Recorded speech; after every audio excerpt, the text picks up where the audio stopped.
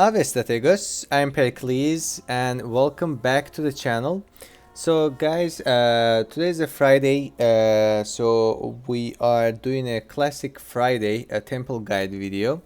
And last week we've talked about the first barbarian faction, barbarian cultured faction, Scythians, and I decided let's jump to their neighbor and probably move on from there to the others. So this week we will be talking about Dacian temples. We'll give a guide for the Dacian temples. We're gonna talk about their advantages, disadvantages, the followers, traits, overall all the bonuses that it grants to you. So pretty much everything with details as much as we can. If in certain point, if anyone wants to play Dacian campaign, that hopefully this information might be useful for you, even if we will decide to start one day with any barbarian faction to play. I'm not so sure about that. I'm not a great fan of barbarian factions in the game, unfortunately. But if we'll do one day, we might benefit from it. So, folks, we'll start one by one. Most of you know the drill, but whoever watches that for the very first time, we are going one by one, and we're talking about everything separately. And so, as you see, with the Dacians, we have three temple options. Which first one is Hebelaces, second one is Bendis, and the third one is Zalmoxis, I guess, and I hope I'm pronouncing them right. So we'll go with Hebelaces as a first temple. So I've built the sacred circle of Hebelaces in Aquincum, and by the way, in this series we are using console commands for being able to build all the necessary buildings, basically adding the population to the settlement for reaching to that certain level. Also, I'm using a console commands for cleaning all the traits and unnecessary followers. So all the traits and followers I'm gonna be talking and I will be showing to you is all related to the temples. So let's start. So the Hebelaces, so in the game files, Hebelaces goes as a temple of battle. And if you watched my previous temple guides, we've talked about Temple of Battle with one faction before, which they were Thracians. The Thracians over here, they had the Temple of Ares, or Shrine to Ares. They had a god named Ares, and that was a Temple of Battle too. So Temple of Battle in the first building over here is a shrine tier. So let's talk about the Shrine to Hebelaces. So Shrine to Hebelaces grants us 5% public order bonus due to happiness.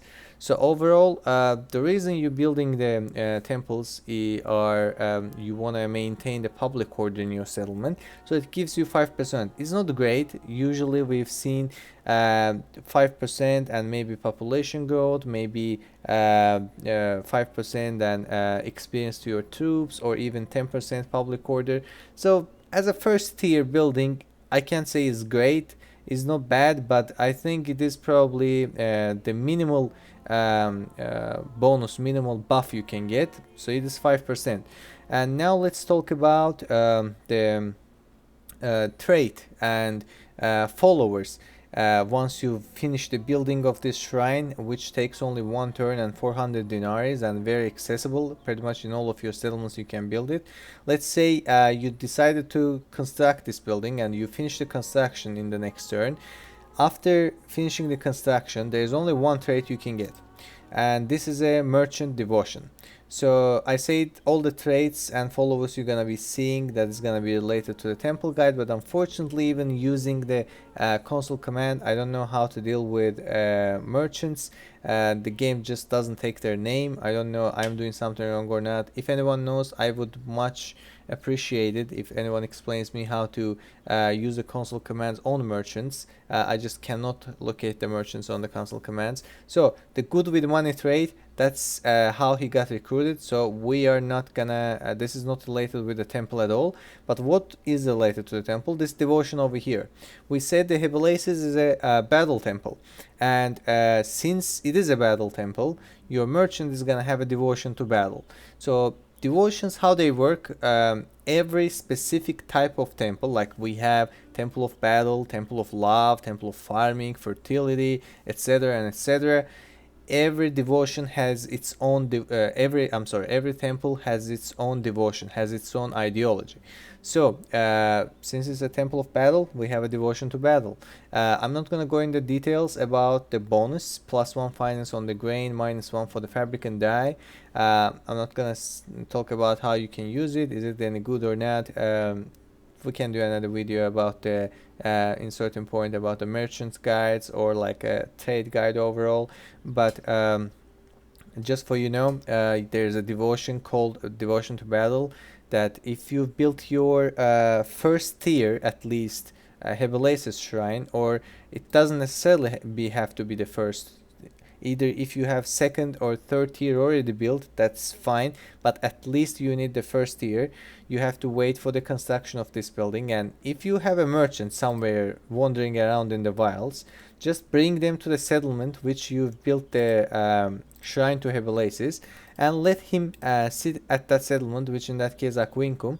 Let him sit at that settlement at least one turn. Once you click to the end turn, once you end the turn, the next turn, with 100% of chance, your merchant will have this trade. You might ask me, if I don't have any merchant around, then what you will do, you just recruit a fresh merchant in the settlement, that where you built this building, and then the newly recruited merchant will show up with this trade already. But if you can't build the merchant over here, you can build over here, let's say, then you can recruit your merchant from there and bring it here.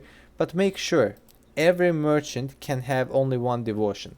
If there's another temple over here, which is not Hebelesis, if there's another temple and if you recruited your merchant there, not most probably, with 100% of chance, your merchant will get that devotion. So you're not gonna be able to give him the Hebelesis devotion. So just keep that in mind. Every merchant can have only one devotion, and only the first devotion that they grasp.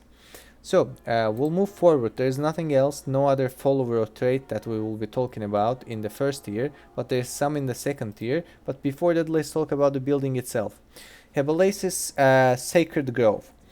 Public order bonus goes up to 10% from 5, and we have one very important trait added here: morale bonus to your troops, which gonna be trained here, +1.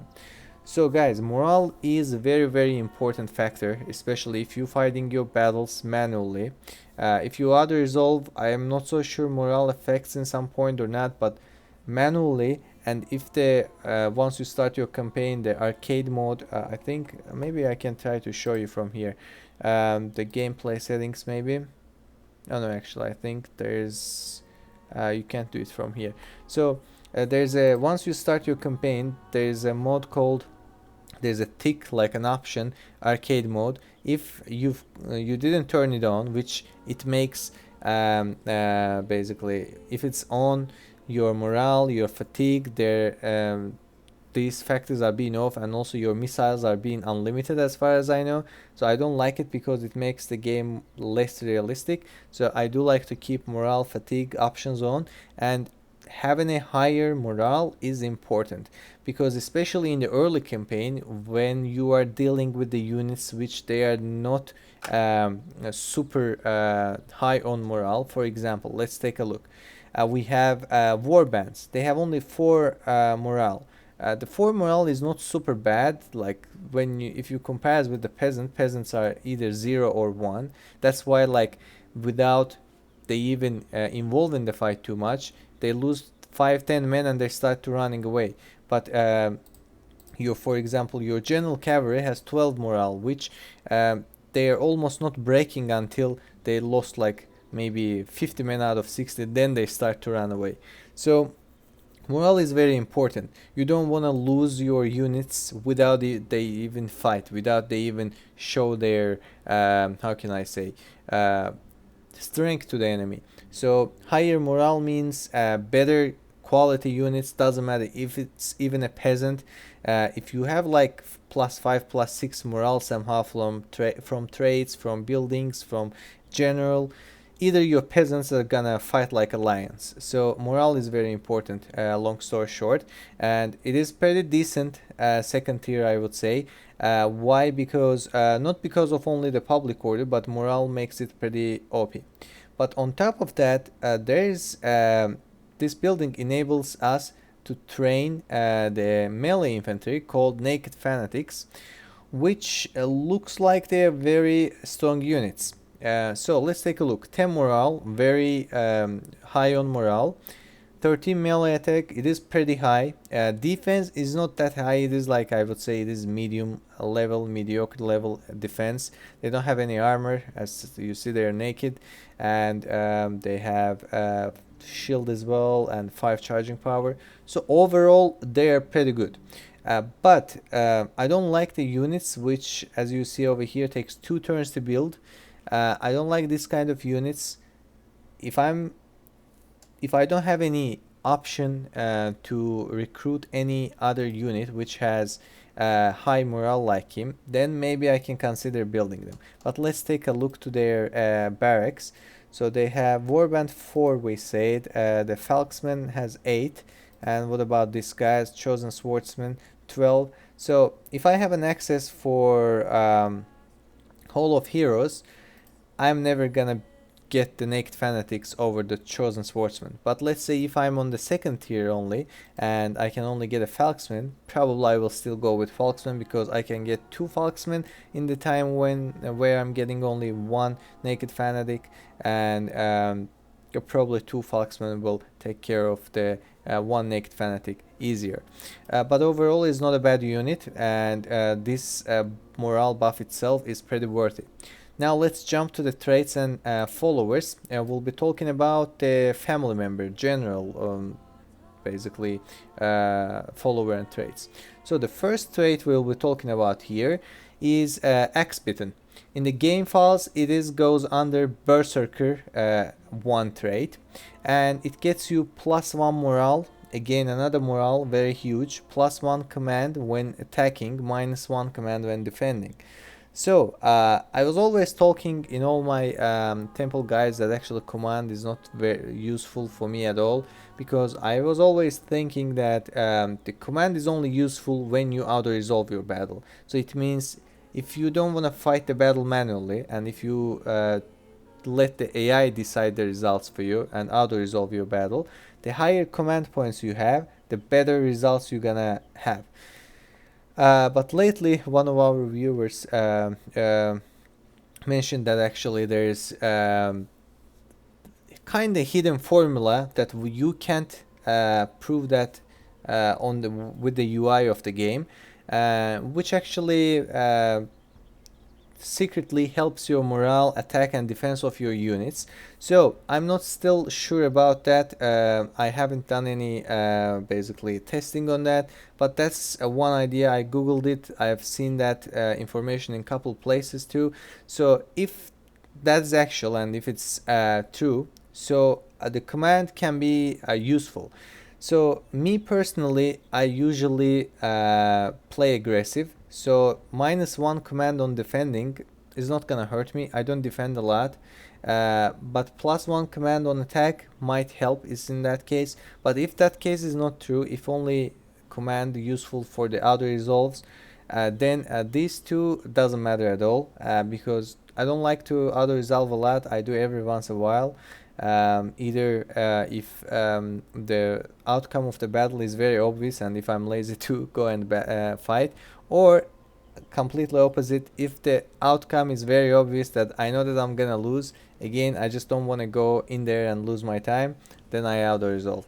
But morale is important, and how you can get this trait, you have to have second tier of Hevelasis building already built in your settlement. Like you have to finish the construction of it, at least the second tier. If you have the first tier, you're not gonna be able to get this trait, or if you have third tier, that's fine. So at least second tier, you have to wait for the construction to be finished, and then you have to have a family member like general, faction heir, faction leader. You have to let that person to end the turn in the settlement. Exact same way with the devotion, but we say devotion will be added to your merchant with 100% of chance next turn. This trait has 15% of chance to be added to your family member next turn. So if you will sit long enough in a settlement, sooner or later you will get this trait. And the next trait over here we're seeing is understanding of tactics. In the game files it goes as a tactical skill 1. You have only 6% of chance with the exact same conditions applied here too. Gives us +2 command when ambushing, +1 line of sight. Again, ambushing, I don't know guys, I don't play with barbarians a lot, even because mostly forest areas are in a barbarian lands, you know. I usually like to play around the Mediterranean, so there's not a lot of forest over here. That's why maybe ambushing is very niche scenario, very like rare occasion for me. But if you're ambushing a lot in these areas, if you play in Germans, Gauls, Dacians, whoever, and if you do ambush, then it might be useful for you, but I don't find that useful at all, because I don't fight in that geography usually. I do like to go down, take control of the Italy, Greek Peninsula, Anatolia, the North Africa, Middle East, because they are the lands with money. So I don't want to waste my time in this wilderness for just like 50 denarii per turn from a settlement. So if you're ambushing, that might be useful for you.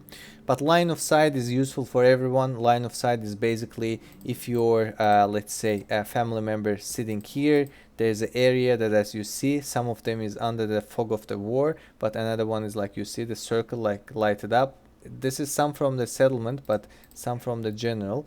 So it increases the line of sight of your general, which it means you can spot the enemies from further away. You can see the enemy movements, where they're going, are they coming towards you or not, from a little bit further away, which is good. So about the followers, we have the first follower on the list is a menhir carver, I guess that's how it's pronounced. Gets us +1 influence, 10% discount on construction costs, and has 10% of chance for your family member to be obtained this trait, exact same conditions as we've talked before. But there is one more condition, that your family member should have also a trait called public faith, at least in the first year, or he can have higher. Let's see what's public faith. Actually, I'm gonna use a console command on this guy over here, so you can see how I'm using a console command on this series. So we're gonna go public faith 1, and let's see what is this public faith 1. So public faith 1 is this guy over here, devout, +1 influence. This is the first tier. You have to have at least first tier. If you have a second tier, that will work as well. Let's see what's that one, religious. And if you have a third tier, that will work as well. I think that trade only goes until the third tier. Let's see the 4, I guess. Oh, it has 4 as well. Venerates the gods. I didn't know. No 5, right? Yeah, no 5. So at most 4. So if your character has at least the first tier, the tiers higher is fine too, can get these followers. So basically your family member have to sit in a settlement and end the turn in a settlement where you've already finished the construction of Sacred Grove of Hebelaces, or the this building over here, Sacred Circle of Hebelaces, but at least Sacred Grove. And your family members should end the turn, and your family members should have at least public faith 1 trait, or even higher. So at the end of each turn, he's gonna have 10% of chance to get this trait. It is kind of a little bit too much conditions, and a little bit makes it to get it more difficult, because I don't know how you can get public faith 1, to be honest. I don't know, it just comes randomly. I'm sure if I will dig it up on the game files, I'm gonna find what triggers that trait and how you can get it. If it's very interested for you, you can drop a comment. I can look it for you and reply you on the comments. But if nobody cares about it, then we can move forward on. Gets us +1 influence is very important. I do like to see +1 influence, +1 morale, +1 management. They are very important buffs. This is affects to a lot of stuff. It determines your governor's influence on the settlement. So it means the higher influence point, the higher public order you're gonna have. For one influence basically point, you're having 5% public order. If this guy would have like 10 influence points, the governor influence from the public, like public order from the governor influence, would be 50%, which is huge.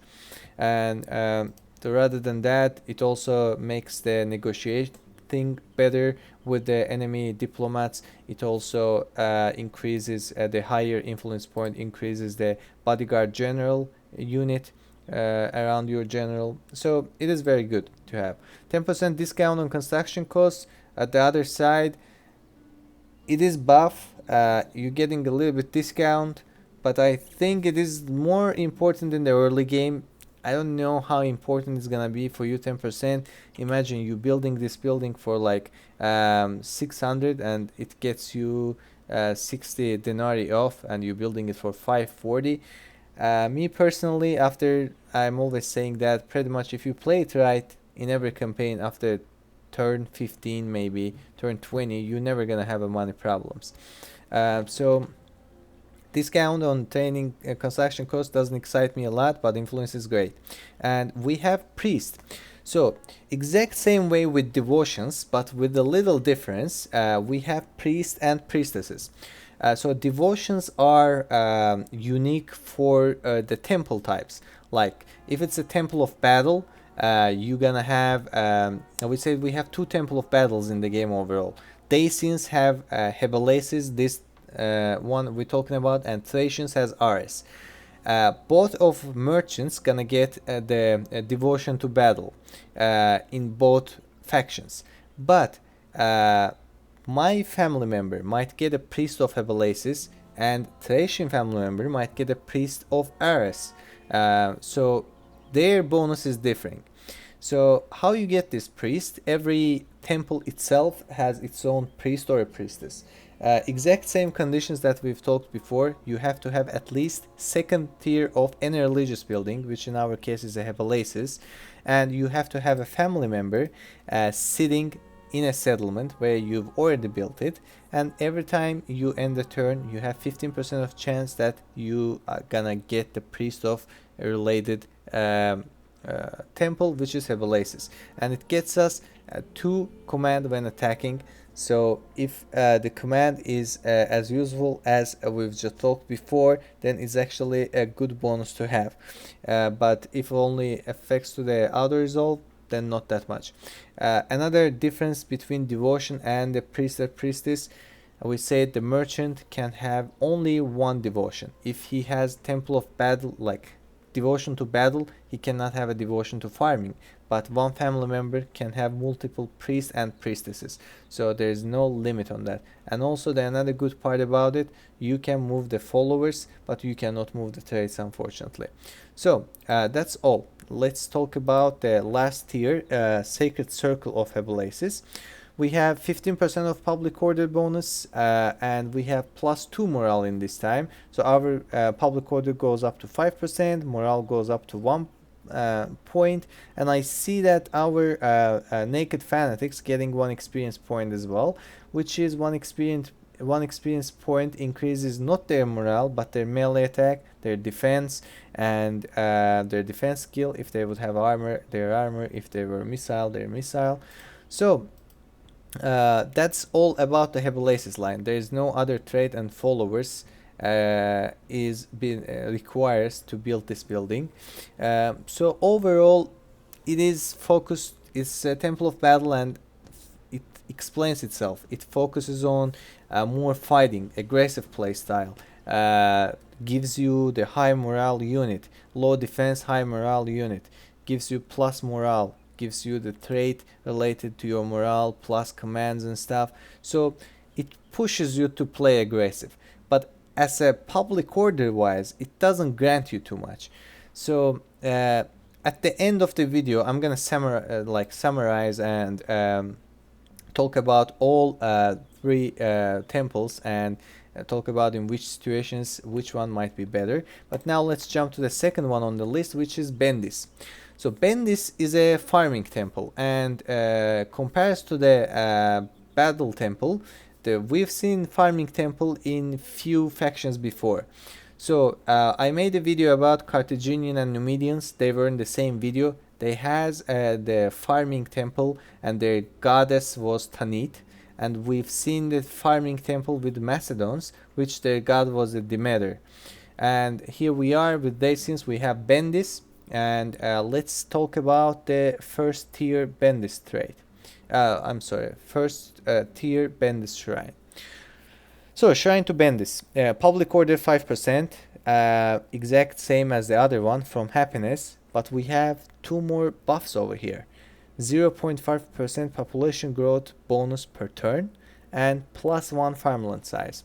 So definitely it is already one step ahead of the Hebelaces, because of it gets you population growth and the farmland size, which is farmland size means more income per turn, pretty much. If you will go to the settlement details, you will see that the poor harvest farms, it is basically increases if you will not have that settlement, you're gonna have probably less income from here. It's maybe not gonna be 900, maybe it's gonna be I don't know, 700. I'm just like saying random number. And we have population growth bonus. I think this might be useful. I generally don't like a lot population growth bonuses because once you reach to the highest tier settlement, it is being useless. But with barbarians it might be useful, because a lot of barbarian settlements, they are suffering from very low population. They're getting kind of sieged by another barbarian factions, they're getting pillaged and stuff, so that might be useful. And we have devotion to farming over here in our merchant. That's what we're gonna talk about. Devotion to farming, +1 finance when trading agricultural goods, and -1 for marble. Exact same conditions applied here as the other devotion. 100% of chance. You just have to wait. You just have to build this building, shrine to Bendis, and let your merchant either wait in a settlement or recruit a new merchant in the settlement. Now let's jump to the second tier. 10% public order bonus from 5% over here. We see 5% increase. Population grow bonus goes up to 1% from 0.5, and farmland sizes goes up to +2 from +1. I'm not gonna go one by one. Overall is not bad, and it is more. It is not like aggressive like Hebelaces. It's more how can I say, internal affair kind of focus thing. So it increases your population growth a little bit public order, keeps the people calm down, and gets you a little bit extra income. So overall is not bad. Now let's talk about the traits and followers. So definitely not the faction here, that's something I can take off. Grower. Grower is a trait in the game files which is called Good Farmer 1.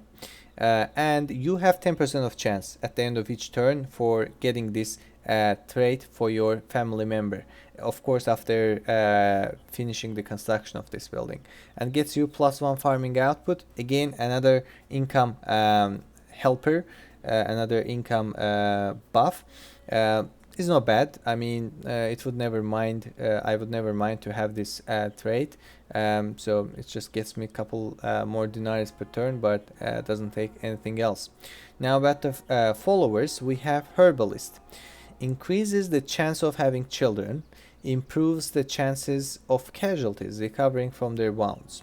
So let's talk about the first part. Increases the chances of having children. I do like to have a lot of children. Why? Because first of all, I do like to use the family members for their warlord cavalry, for their bodyguard cavalry. They are very strong, especially in the early game. In the mid game they're still strong, even in the late game they're strong, but importance of like once you go in towards the late game, it slowly loses its importance, because you're starting to have access for like high morale units like swordsmen we just talked about a little ago, maybe some cavalries, but overall they are all very strong, and I do like to use them as a cavalry, as a heavy cavalry, because you don't have to retrain them. They just replenish themselves by time, and they're very strong. So having extra children, it never hurts. I do like to have at least 2-3 generals in one full stack army. If I have a lot of generals, maybe I can put 4 or 5 generals in one unit and use them as a cavalries in the game. So it is a good thing to have. And this part over here is, I've talked about this mechanic a couple times already. I'm just gonna talk about it once more. In the game, there's a mechanic works like this. So let's say you jump to the battlefield and you deployed 1,000 men, and at the end of the battle, you won, you got victorious, right? But you got some casualties, so you had 200 casualties. So in the game, there is a set percentage. I'm not so sure how much it is, but I'm sure it is between 10 and 20%. Let's call it 15. So let's say 15% of your casualties, which is, we got 200 casualties. So 15% of 200 is 30 men, right? So the 30 men you lost in the battle, they will be recovered. You don't have to retrain them. And but again, the first 30 men, let's say you sent warband to the battle, right? They lost 50 men, and then you pull them back, and then you sent swordsmen, and they lost 150 men, and then you pull them back as well. The first 30 men that you lost from a warband unit, they're gonna get recovered at the end of the battle. So this is increases the chances. Like if it's, we said if it's 15%, it increases it to a certain point. It doesn't mention it increases 2%, 5%, or 10%, but it increases that percentage. So it's actually useful. I don't know how useful it can be with Dacians. I do usually use that mechanic without even this trait with Seleucids, Carthaginians, where they have like elephants, because the elephants are strong units and they don't have like too much on numbers. For example, if you will recruit a peasant, they're like 300 men. That's I'm playing with the ultra unit scale, so 300 men, but the elephants usually be in 20-30 men. So I send them to the fight first before sending anything else. Let's say I ask them to go attack to their general, and they go in there, they kill their general, but all of my elephants die. That's a huge loss, right? But then I sacrifice at least one peasant or one warlord, one warband. So I'm making sure that if I lost the 30 men, I have to lose another, I have to make total 200 losses, so my first 30 elephants can be recovered, and that's what happens.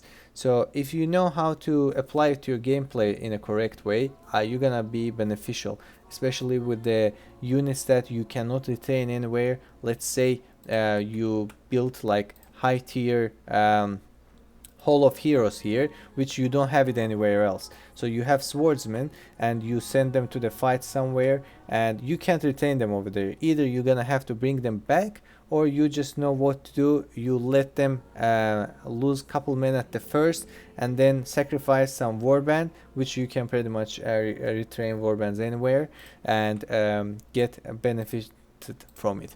And another follower we'll be talking about is gonna be the priestess.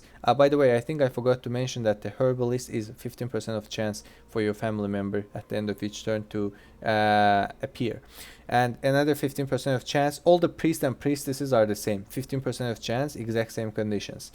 And priestess of Bendis gets us public health +1 and improves the chances of casualties recovering from their wounds. Again, we've all talked about it. And what is public health? The higher public health you have, the higher public order you will have. For example, since we have 1 + 1 public or +1 public health gets us 5%. If you have +2 public health, you're gonna have 10% public order. Also, it affects your population growth as well. 1 public health is equal to 0.5% population growth. And overall is not bad. I mean, it's a nice priest to have, nice priestess to have actually. And this basically tier of Bendis building is about done, and we'll be jumping to the third tier. We see the exact increase that we've experienced before, 15% from 10%. It was 1% population growth, is 1.5 here, and it was +2 farmland size, is +3 here. So not bad overall, and there is no other basically follower or trait that requires the sacred circle of Bendis. Now let's jump to the last temple option, which is Zalmoxis. Zalmoxis is a temple of forge, and Roman Scipii, the blue Romans, they have the forge temple, which is Vulcan, and Seleucus has Hephaestus. So this is the third faction we are seeing with a temple of forge. Let's see what it gets for us. 5% public order bonus due to happiness, and +1 light weapon upgrade.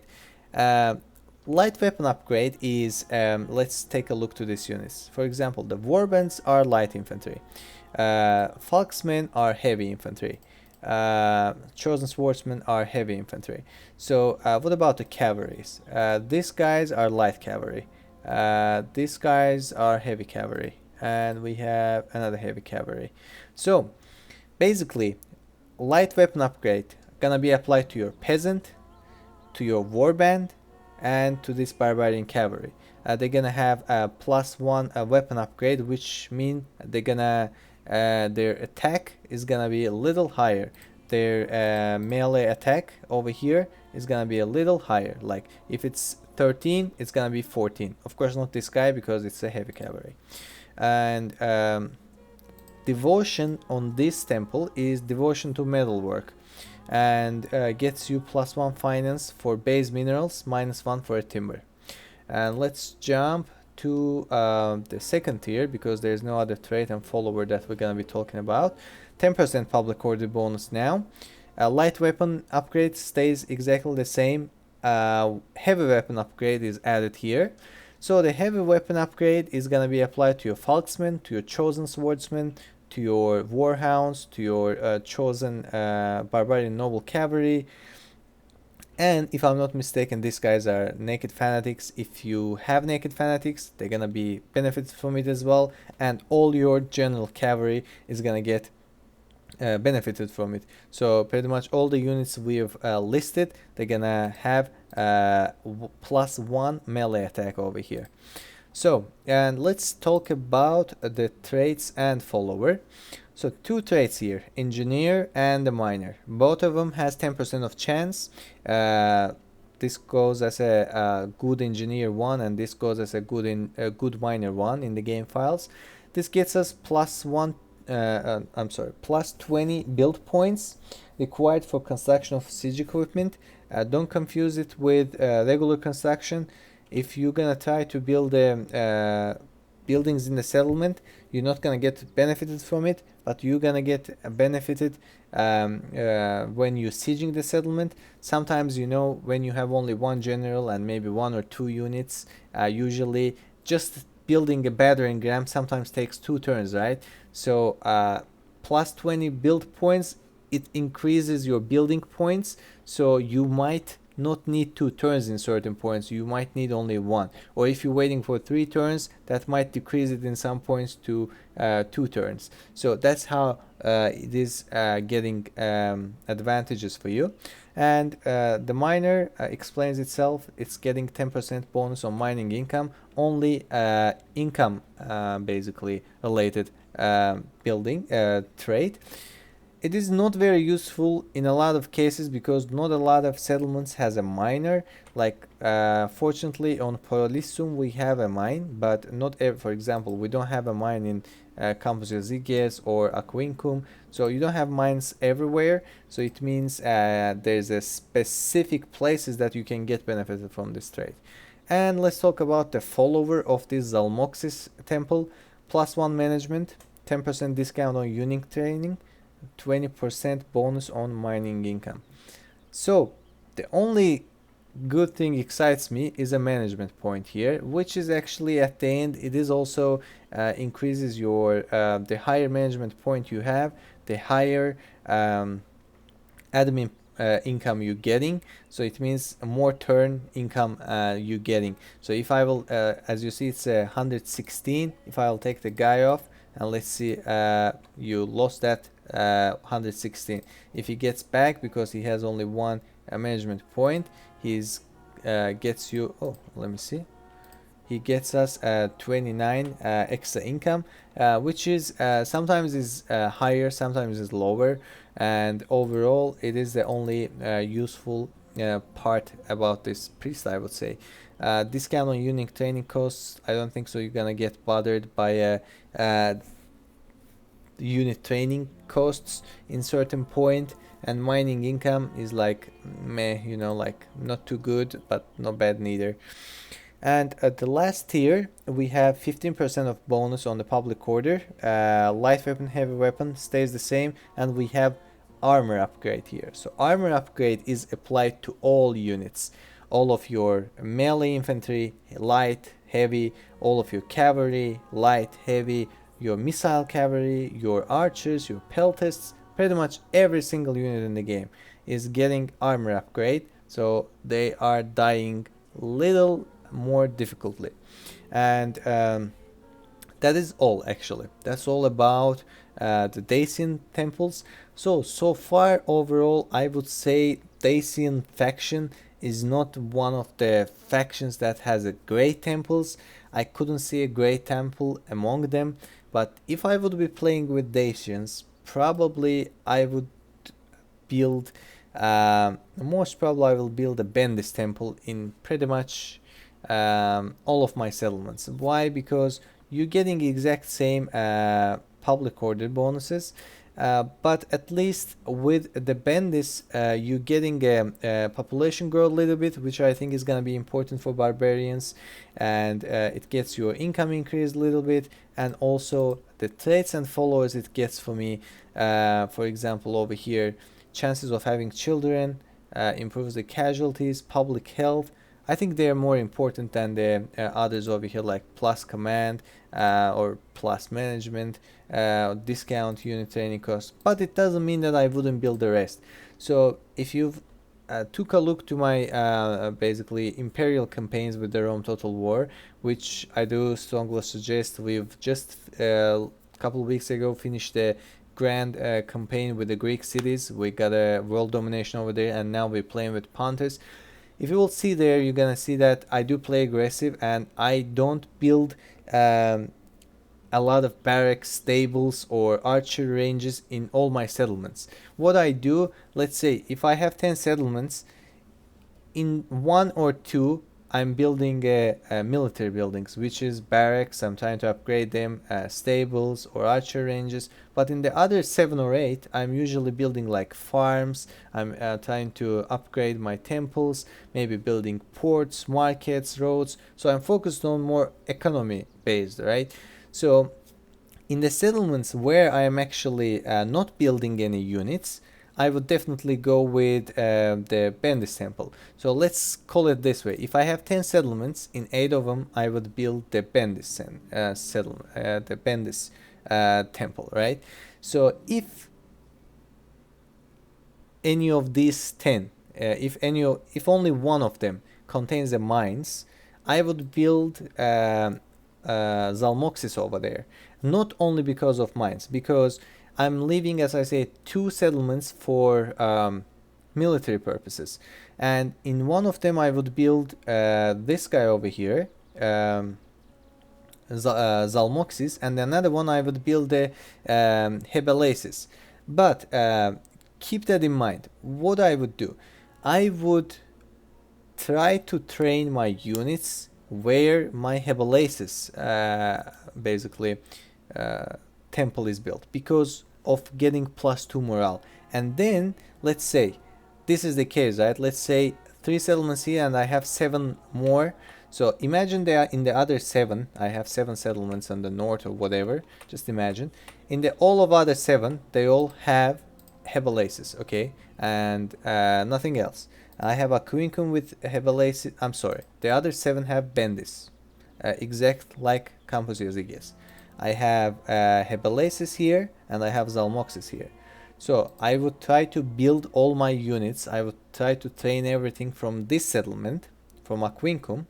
Let's say I build full stack army or like half stack army. Then I am taking that half stack army, I'm moving towards to Polysium, and then I am just retraining how I'm gonna do with this guy. And then all of my units will have, if they're light units, they're gonna have light weapon upgrade. If they're heavy units, they're gonna have heavy weapon upgrade, and all of them gonna have an armor upgrade. And then I can send them to the fight. And if you can find a settlement with mines, then build a Zalmoxis there and make that to your one of your military settlements. So that's what I would do. That's what would suit to my play style, my basically the way of playing. You basically tailor this information to your own gameplay, folks. I try to be as much as clear as possible. I try to give as much details as possible. So I hope there was something that was useful for you. If there was, and if you did enjoy the video, please don't forget to like the video, subscribe to the channel if you haven't done it yet. Share your opinions on the comment section with me.